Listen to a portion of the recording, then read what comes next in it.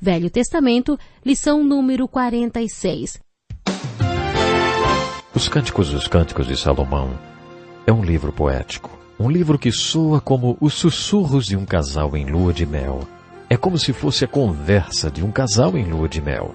Você pode até se perguntar o que um livro como esse está fazendo na Bíblia. Vivemos em um mundo onde a onda de terror e desastres tentam roubar a nossa paz.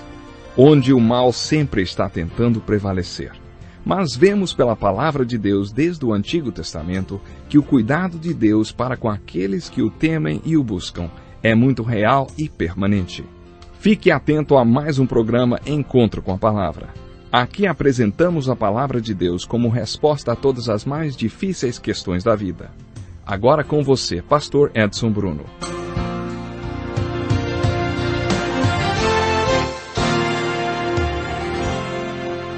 Muito bem-vindo a mais um estudo de toda a Palavra de Deus. Digo toda a palavra porque esse é um estudo de toda a Bíblia, do Gênesis ao Apocalipse. Já terminamos o estudo dos livros históricos do Velho Testamento. Analisamos 12 livros históricos, começando pelo livro de Josué e terminando com o livro de Esther em nosso último encontro. Hoje iniciaremos o estudo dos livros do Velho Testamento classificados como os livros poéticos.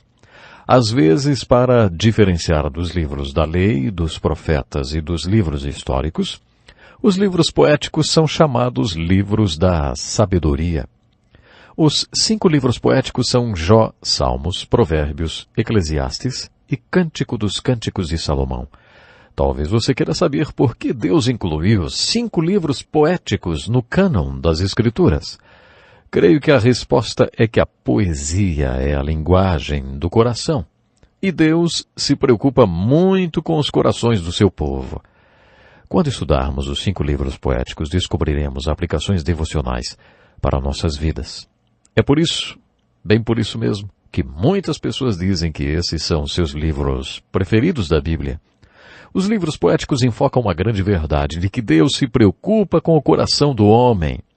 Ele nos deu 5 livros poéticos inspirados, porque a poesia é a linguagem do coração. Eles são a mensagem do coração de Deus para o coração do seu povo. O livro de Jó é para aqueles que estão sofrendo.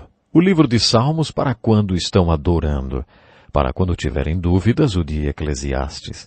Para saber lidar com os cuidados do dia a dia, o livro de Provérbios. Finalmente, o livro de Cânticos dos Cânticos para quando estão apaixonados.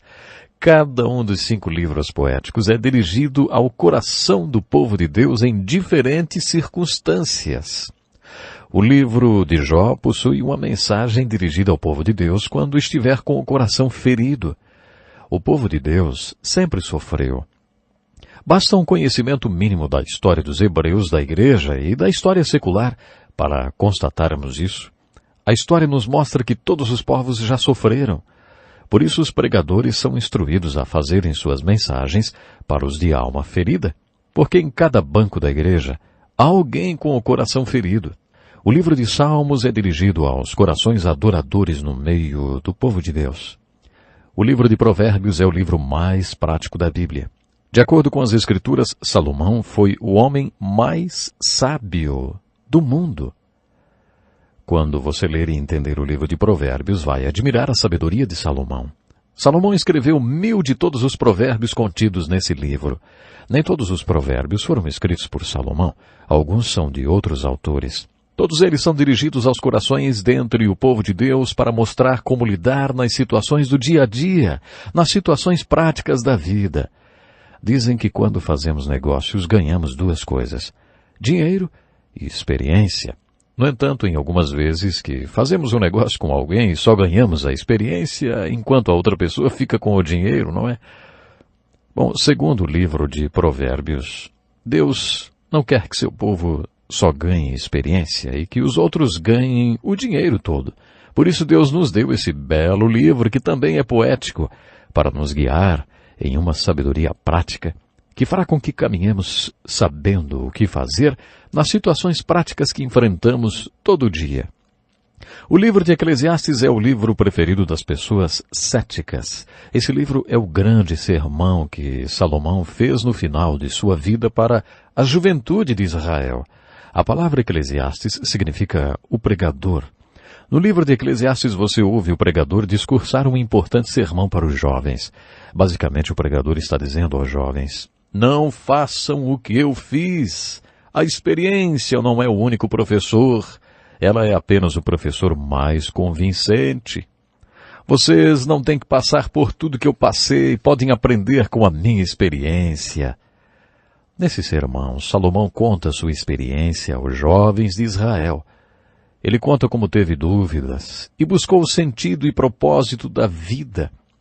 No livro de Eclesiastes você tem, portanto, uma grande mensagem de Deus para os corações dentro do seu povo quando estão passando por dúvidas, porque Deus conhece as dúvidas do seu povo.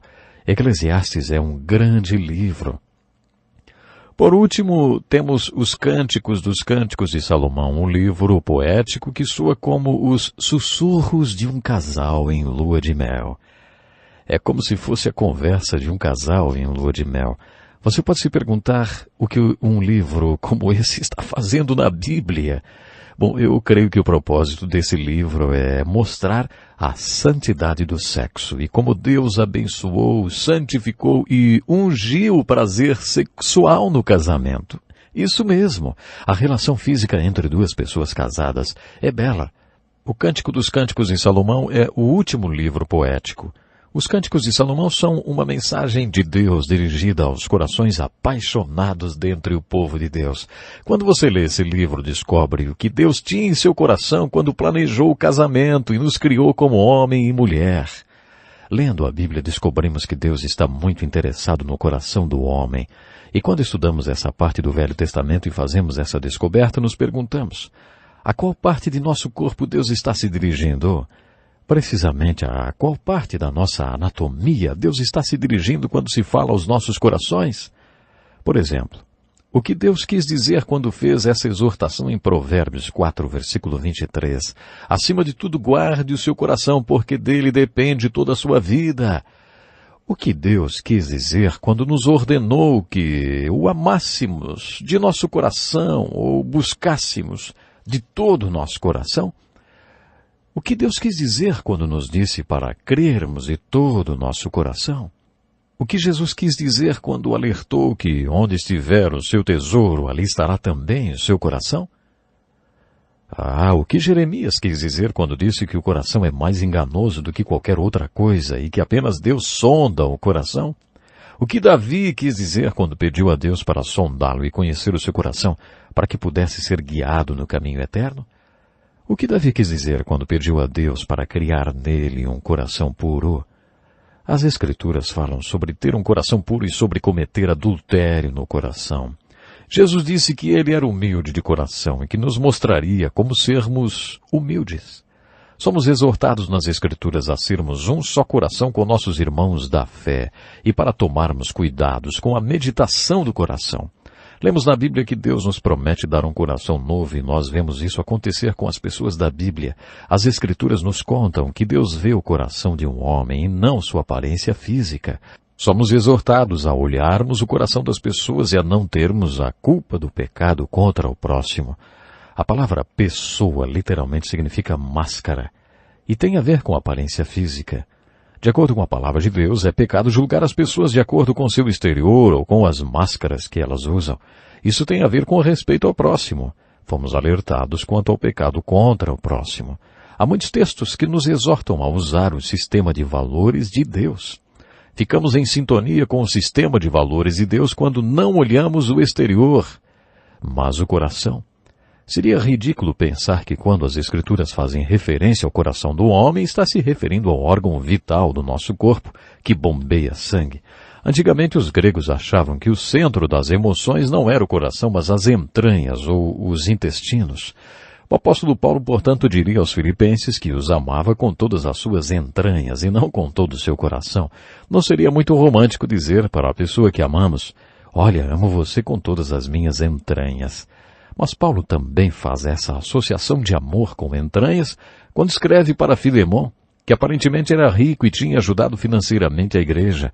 No versículo 7 da carta de Filemon, lemos em algumas traduções mais antigas, assim: porque por ti, ó irmão, as entranhas dos santos foram recreadas. O que será que Paulo quis dizer, hein? Acho que Paulo estava expressando o conceito grego daqueles dias, quando o centro das emoções estava nas entranhas ou nos intestinos. Creio que, sem perceber, ainda usamos esse conceito hoje.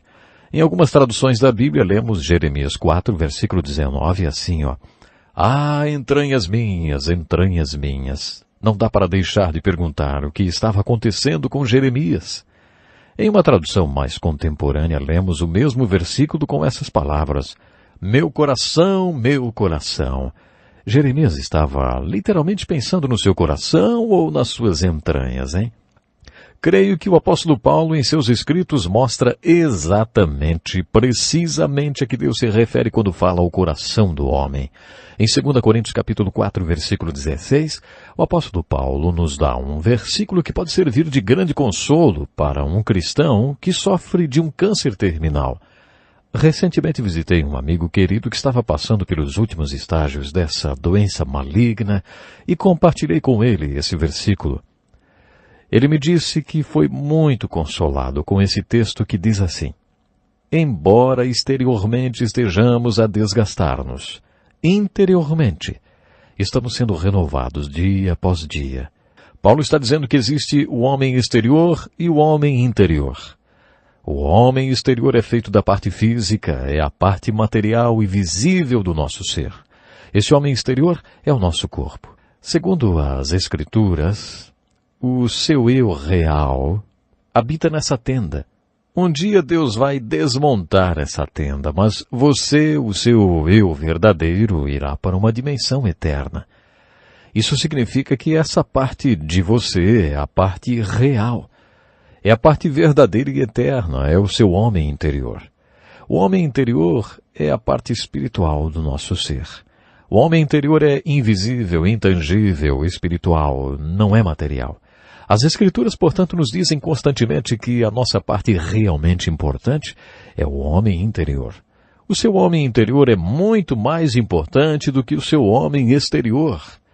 O homem exterior não é tão importante do que o homem interior porque é temporário. Você habita nessa tenda, no seu homem exterior, durante talvez 70 anos. Mas o seu eu real, o seu homem interior, é eterno. Deus sabe, nunca se esquece que seu homem interior é mais importante do que seu homem exterior. É por isso que frequentemente Deus permite, e às vezes até mesmo providencia, experiências que desgastam e cansam o homem exterior. Qual é a sua reação quando isso acontece? Será que você tem a sabedoria para perceber que apesar do seu homem exterior estar perecendo, Deus está fazendo crescer, amadurecer e preparando o seu homem interior para a eternidade? O que foi criado à imagem e semelhança de Deus foi o nosso homem interior. Quer dizer que quando as Escrituras afirmam que Deus nos criou à sua própria imagem e semelhança, não está se referindo aos nossos corpos? É isso mesmo. De acordo com as Escrituras, Deus é Espírito. No capítulo 4 de João, Jesus disse à mulher samaritana: Deus é Espírito e é necessário que os seus adoradores o adorem em Espírito e em verdade. As Escrituras se referem à mão de Deus e a Deus andando no jardim. Portanto, Deus possui mão e, nesse sentido, Ele é igual a nós. Quando as Escrituras se referem a Deus fazendo alguma coisa como nós faríamos, os teólogos chamam de antropomorfismo. Precisamos entender que Deus não possui mão, Ele é um Espírito. Deus nos criou à sua imagem e semelhança. Ele pegou um pouco de barro da terra e o moldou na forma de um corpo humano. Soprou nesse barro o fôlego da vida, ou o espírito da vida, e o homem tornou-se alma vivente.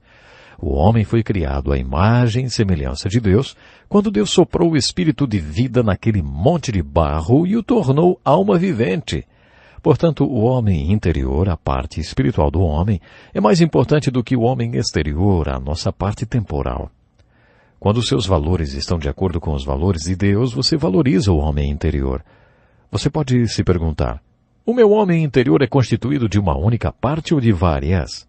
Muitos teólogos acreditam que o homem seja basicamente constituído de 3 partes. O homem tem um corpo, uma alma e um espírito. Mas do que é feita a alma do homem? A alma do homem é essencialmente espiritual. Na verdade, o homem tem apenas duas partes. Alguns teólogos acreditam que a segunda parte do homem, o homem interior, possa ser dividido em várias partes. Você pode dividir o homem interior em emoções, mente, vontade, personalidade e muitas outras partes. Personalidade, segundo aprendi, é a congênere de atributos associados, cuja função integrada constitui-se a perfeita essência de qualquer coisa sobrenatural. Essa é uma definição muito complicada. A personalidade é a união de atributos que se associam e se integram de uma determinada maneira para produzir a sua personalidade específica. Mas afinal, o que isso significa? A personalidade certamente não é material, não é visível. A personalidade é algo espiritual. Esse homem interior, portanto, pode ser dividido, talvez, em 10 partes, todas elas espirituais. De acordo com Paulo, o homem tem essencialmente 2 partes. Elas são o homem interior e o homem exterior. Esse homem interior é eterno. Esse homem interior é criado à imagem e semelhança de Deus e eterno. Devemos, portanto, concluir que Deus valoriza mais o homem interior. Eu falei tudo isso para contar porque Deus separou 5 livros da Bíblia dirigidos ao coração do homem, ao homem interior. Temos aqui outra visão das Escrituras a respeito do homem interior e do homem exterior. O homem interior é o seu eu real. O homem exterior é o veículo através do qual o seu homem interior, o seu eu, é manifestado. Por exemplo, Jesus disse, a boca fala do que está cheio o coração. Em outras palavras, podemos dizer que o que vai no coração de um ser humano é aquilo que sai de sua boca. Sabemos o que há no homem interior pela maneira como o homem exterior se comporta. Você avalia como uma pessoa realmente é no seu coração ou no seu homem interior pela maneira que ela manifesta o seu homem exterior. É isso que a Bíblia afirma através das palavras de Davi, as quais devem ser nossa oração. Deus promove uma nova criação no meu homem interior, Davi orava. Eu não gosto do que está saindo do homem exterior. O Senhor não se agradará com o que está saindo do meu homem exterior e nem será glorificado com isso, a menos que o Senhor faça um milagre no meu homem interior. Creio que Davi quis dizer o mesmo que Jesus quando orou. Cria em mim um coração puro, ó Deus, e renova dentro de mim um espírito estável. Então te agradarás dos sacrifícios, das ofertas, dos holocaustos. As Escrituras declaram em vários trechos que os seguidores de Deus e os discípulos de Jesus são pessoas transformadas. De acordo com a Bíblia, os crentes são pessoas que passaram por uma transformação no homem interior. As Escrituras nos dizem que os discípulos de Jesus e o povo de Deus são pessoas em transformação. Os crentes estão sendo transformados constantemente, de acordo com a Bíblia. O povo de Deus e os discípulos de Jesus são pessoas que esperam ansiosos por aquela mudança completa, total e final. A Bíblia é muito realista e quase caçoa de nós sobre a tentativa de fazermos isso por nós mesmos.